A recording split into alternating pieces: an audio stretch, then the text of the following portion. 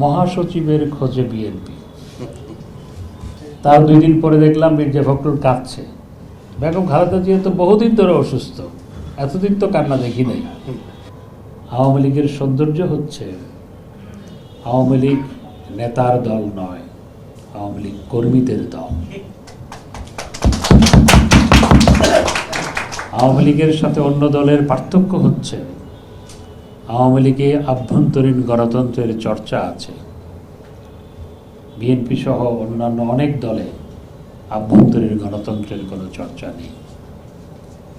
আওয়ামী লীগের সৌন্দর্য হচ্ছে আওয়ামী লীগ নেত্রী, আওয়ামী লীগ সভানেত্রী, তিনি কর্মীদেরকে যেভাবে স্নেহে মমতায় আগলে রাখেন, বাংলাদেশে আর কোনো রাজনৈতিক নেতা সেরকম না।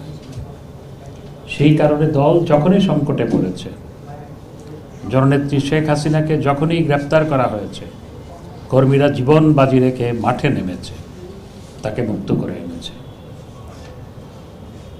এখানেই হচ্ছে শেখ হাসিনার সাথে অন্যদের পার্থক্য এবং আওয়ামী লীগের সাথে অন্য দলের পার্থক্য।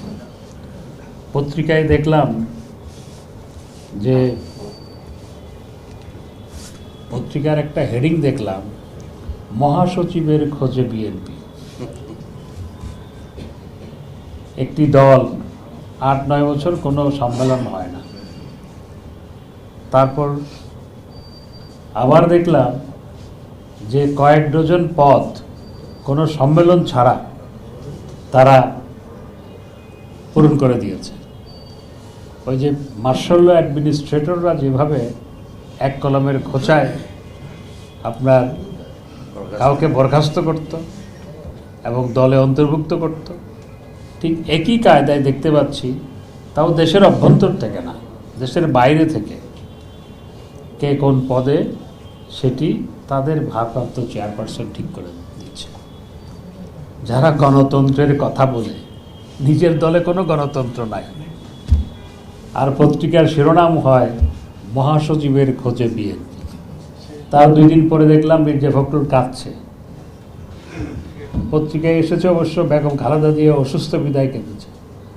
বেগম খালেদা জিয়া তো বহুদিন ধরে অসুস্থ, এতদিন তো কান্না দেখি নাই। এখন মহাসচিবের খোঁজে বিএনপি এই শিরোনাম আসার পর মির্জা ফখরুল সাহেবের কান্নার ছবি, দুটার মধ্যে কোনো সংযোগ আছে কিনা এটি একটি খুঁজে দেখার বিষয়।